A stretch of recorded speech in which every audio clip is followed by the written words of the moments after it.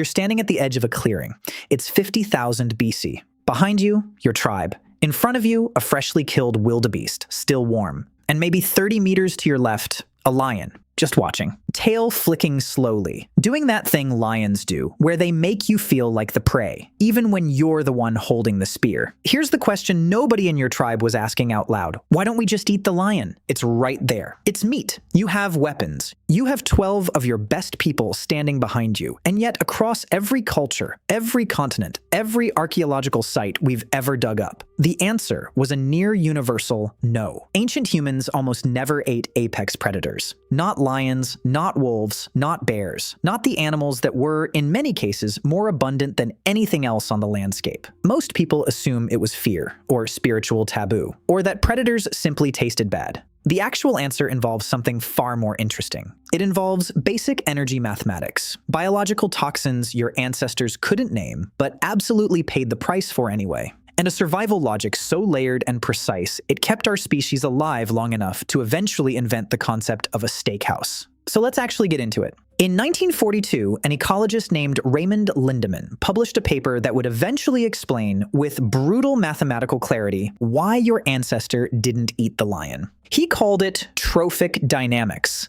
The principle is simple and unforgiving. Every time energy moves up the food chain, roughly 90% of it disappears. A wildebeest eats grass and converts about 10% of that grass into actual body mass. The lion eats the wildebeest and converts maybe 10% of that into its own tissue. By the time you reach a top predator, you're looking at an animal that represents a vanishingly thin slice of the original energy that started the whole chain. Pound for pound, that lion gives you a fraction of the calories the wildebeest it just killed would have given you. And you have to fight the lion to get it. Whereas the wildebeest, while difficult to hunt, is at least not actively trying to remove your face during the process. Researchers who study prehistoric foraging use the term net rate of energy gain. Essentially, hunters across history unconsciously optimized for the best calorie return relative to the effort and danger involved in getting it. Apex predators fail that calculation catastrophically. You risk everything, burn enormous energy in the pursuit, and walk away with what is, nutritionally speaking, a terrible deal. Herbivores, by comparison, are calorie-dense, abundant, and anatomically unarmed in ways that actually matter at close range. The math was never in favor of eating the predator. It was always in favor of eating what the predator ate. But here's where it gets genuinely strange, because even when the energy calculation might have occasionally made sense,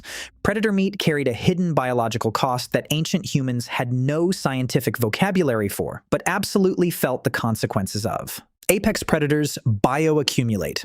Every toxin, every heavy metal, every dangerous compound that exists anywhere in the food web gets progressively concentrated as it travels upward through each trophic level. By the time you eat the animal at the very top, you're consuming a chemical summary of everything that animal absorbed across its entire lifetime. The most dramatic documented example of this is polar bear liver. The concentration of vitamin A stored in it is so extreme that eating a single polar bear liver can kill a healthy adult human within days. Arctic explorers discovered this in the 19th and 20th centuries. Several of them died from it before the cause was identified. The Inuit, who had lived alongside polar bears for thousands of years, knew never to eat the liver. Not because someone explained bioaccumulation to them, but because generations of people who tried it didn't survive long enough to make it a habit. That same logic operates across carnivores in different ways. Parasites, particularly trichinosis, accumulate in predator muscle tissue at concentrations they simply don't reach in herbivores. And cooking over an open fire with no temperature control, which is what ancient food preparation actually looked like, was not always sufficient to neutralize them. Your ancestors weren't making a philosophical choice when they consistently passed on predator meat. They were the biological descendants of every human who survived the long, expensive, often fatal process of learning what the landscape would and wouldn't let you eat. The ones who regularly ate lions are simply not represented in your family tree. There's a third dimension to this that tends to get dropped from the conversation entirely, and it reframes everything else. For a significant stretch of early human evolution, we were not the hunters, we were the hunted. Paleoanthropological evidence from sites across Africa shows early hominin bones carrying the same distinctive puncture and scrape marks left by large cats, the same marks you find on their other prey animals from the same period. Eagles carried off children.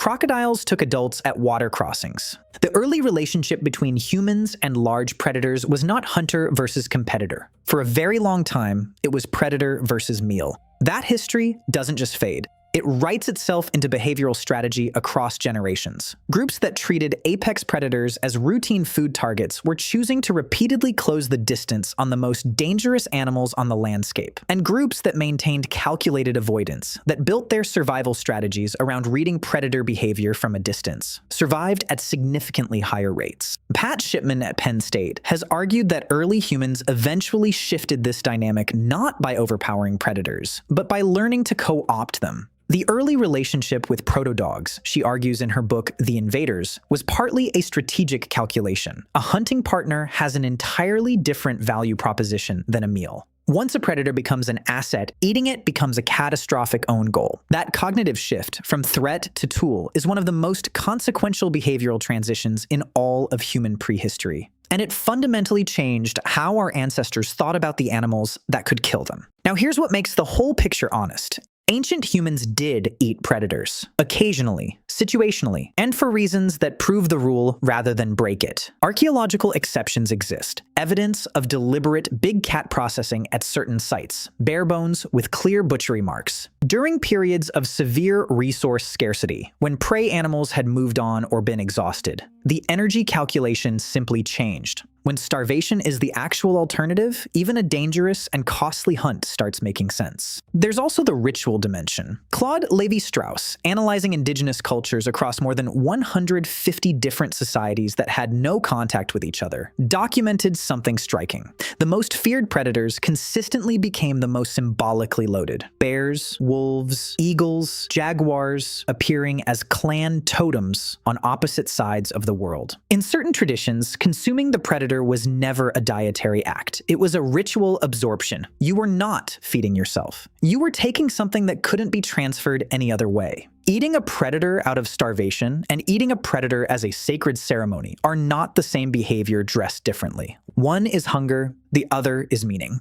Ancient humans understood that distinction and lived it. So here's the thing about that lion at the edge of the clearing. It wasn't fully afraid of you either. There was a long stretch of time where the relationship between early humans and large predators was a kind of uneasy, calibrated coexistence. Each species reading the other, each one building behavior around the presence of the other. What eventually tipped the balance wasn't just better weapons. It was accumulating human population, tightening group coordination, and the compounding of generations of extremely hard-won knowledge about how predators moved, hunted, and could be avoided or used. The large predators never disappeared from the human imagination when they stopped being a daily existential threat. They became symbols, totems, flags, the thing painted on shields before battle. You see a lion on a crest and feel something specific and immediate. That response wasn't manufactured. It was inherited. It came from an extraordinarily long time of your ancestors watching lions and making life or death decisions around them before the sun went down. Ancient humans didn't avoid eating predators out of fear, mysticism, or simple disgust.